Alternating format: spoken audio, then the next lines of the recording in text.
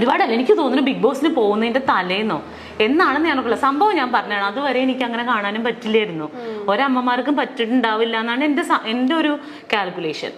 അതെന്താന്ന് വെച്ചാല് നമുക്ക് പറയാനുണ്ടായ സാഹചര്യം, സുനിത ദേവദാസിന്റെ ഇന്റർവ്യൂലോ മറ്റോ ആണ് ഞാനത് പറഞ്ഞു എന്ന് തോന്നുന്നു. അവള് ഓൺലൈനിലോ മറ്റോ ഇന്റർവ്യൂ എടുത്താണ്, എന്താണെന്ന് എനിക്ക് കൃത്യമായിട്ട് ഓർമ്മയില്ല കേട്ടോ.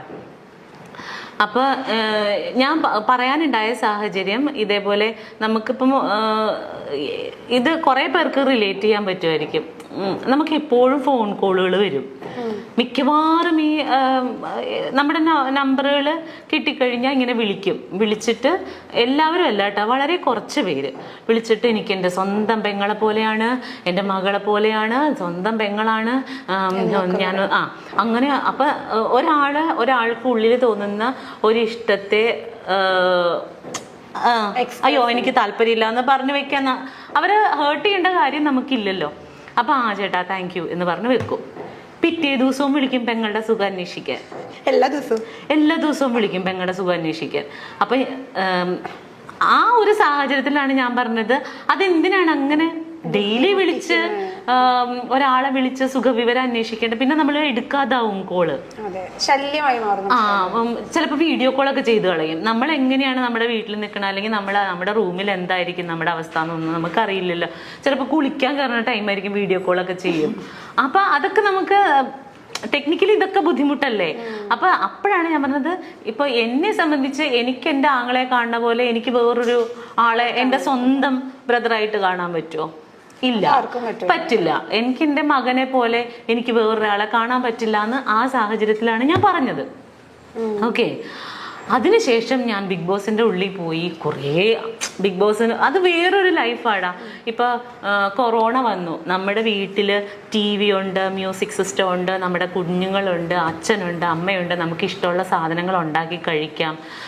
കള്ളുകുടിക്കുന്നവർക്ക് വീട്ടിൽ മദ്യം ഉണ്ടെങ്കിൽ അതും കുടിക്കാം. ആർക്കും ഒരു പ്രശ്നം ഉണ്ടായിരുന്നില്ല. ആകെ നമുക്ക് പോകാൻ പറ്റാത്തത് നമ്മുടെ വർക്കിംഗ് സ്പേസിൽ പോകാൻ പറ്റുന്നില്ല, റോഡിലേക്ക് ഇറങ്ങാൻ പറ്റുന്നില്ല, കടകളിൽ പോകാൻ പറ്റുന്നില്ല. ഇതായിരുന്നു നമുക്കുണ്ടായിരുന്ന ബുദ്ധിമുട്ട്. ആ സമയത്ത് പോലും ആളുകൾ എന്തോരം ഫ്രസ്ട്രേറ്റഡ് ആയി. ഇതൊന്നുമില്ലാത്ത ഒരു സ്പേസിൽ പരസ്പരം പരിചയമില്ലാത്ത 16 പേര് ഒരുമിച്ച് ജീവിക്കുന്ന ഒരു വീട്ടിലാണ് നമ്മൾ കഴിയണത്. നമ്മൾ ഇതുവരെ എൻ്റെ ലൈഫിൽ എൻ്റെ 40ാമത്തെ വയസ്സിൻ്റെ ഇടയ്ക്ക് ഇതുവരെ ഞാൻ അങ്ങനെ ഒരു സിറ്റുവേഷൻ ഫേസ് ചെയ്തിട്ടില്ല. ഫേസ് ചെയ്തിരുന്നെങ്കിൽ എൻ്റെ അഭിപ്രായം ഒന്നും ഇതായിരിക്കില്ല. ഞാൻ അതുവരെ ഉണ്ടായിരുന്ന എൻ്റെ അഭിപ്രായം മുഴുവൻ മാറിപ്പോയി. കാരണം എനിക്ക് ഒന്നും ചെയ്യാൻ പറ്റണില്ല. എനിക്ക് മനസ്സിലാവണുണ്ട് എൻ്റെ തലയിലെ സ്ക്രൂ കഴിഞ്ഞ് വീഴുന്നത്. സീരിയസ്ലി ഞാൻ ഇങ്ങനെ. അപ്പൊ എൻ്റെ ഒരു ആഗ്രഹം, എനിക്ക് ബെർണാച്ചനെ കാണാൻ പറ്റില്ല. ദൈവം എനിക്ക് അവന്റെ കൈയൊന്ന് അതിന്റെ ഇടയിൽ കൂടി ഒന്ന് കാണാൻ പറ്റുമായിരുന്നെങ്കിൽ ഞാനിവിടെ നിന്ന് പൊട്ടിക്കരഞ്ഞിട്ടുണ്ട് കുഞ്ഞിനെ കാണാൻ പറ്റാതെ. കാരണം അപ്പൊ ചോദിക്കും നീ എന്തിനാ പോയെന്ന് ചോദിക്കും. ഞാൻ ഓർത്ത് എനിക്ക് ഈസി ആയിട്ട് അത് സർവൈവ് ചെയ്യാൻ പറ്റും എന്നാണ്. ഇന്നും ബെർണാച്ചനെ സ്കൂളിൽ പോയപ്പോ ഞാൻ ടോയ്ലറ്റിൽ ഇരുന്ന് കുറെ കരഞ്ഞു. വേറെ ഒന്നുമല്ല, ഞാൻ ഇന്ന് അവിടെ നിന്ന് പോരും, എനിക്കിന്ന് അവനെ കാണാൻ പറ്റില്ല. സ്കൂൾ വിട്ട് വന്ന് കഴിയുമ്പോ ഇനി ഞാൻ 10-15 ദിവസം കഴിയുമ്പോഴേ ടിഷ്യൂ തരും. സീരിയസ്ലി അല്ല, ഇത് കണക്കിലാക്കണ്ട.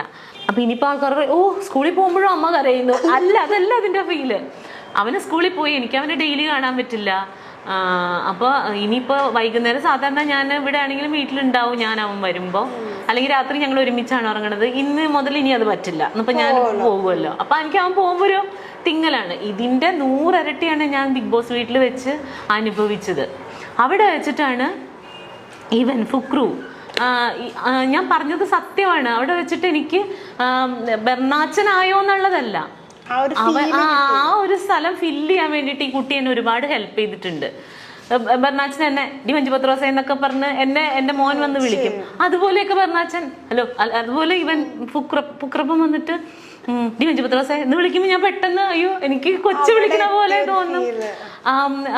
അതുപോലെ ഇപ്പൊ എനിക്ക് ഫുഡൊക്കെ ഭയങ്കര ഇഷ്ടമാണ്.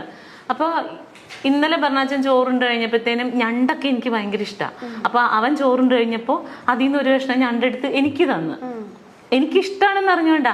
അതുപോലെ തന്നെ ഇവൻ കറിയൊക്കെ വെച്ചിട്ടുണ്ടെങ്കിൽ എനിക്ക് ചിക്കനൊക്കെ ഇഷ്ടമായതുകൊണ്ട് ഇവൻ അവന്റെ ചിക്കൻ പീസ് എനിക്ക് തരുന്നുണ്ട്. എന്റെ പപ്പടം എടുത്തോണ്ട് പോവും അവൻ അതാ ഇഷ്ടം.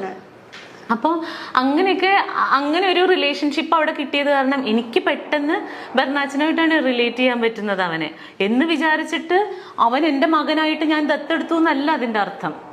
ഇതൊക്കെ സാമാന്യ ബോധമുള്ളവർക്ക് മനസ്സിലാകും, ഇല്ലാത്തവരോട് പറഞ്ഞിട്ട് കാര്യമില്ല. അപ്പോൾ ഇതിപ്പോൾ ദയക്കും കേൾക്കുകയാണെങ്കിൽ ദയക്കും കൂടി മനസ്സിലാവട്ടെ എന്ന് വിചാരിച്ചിട്ടാണല്ലോ. ദയ അപ്പം അതിനകത്ത് ചോദിച്ചു എന്താണ് ഓന്ത് നിറം മാറുന്നത് പോലെ നിറം മാറുന്നവളാണോ എന്നൊക്കെ ചോദിച്ചു.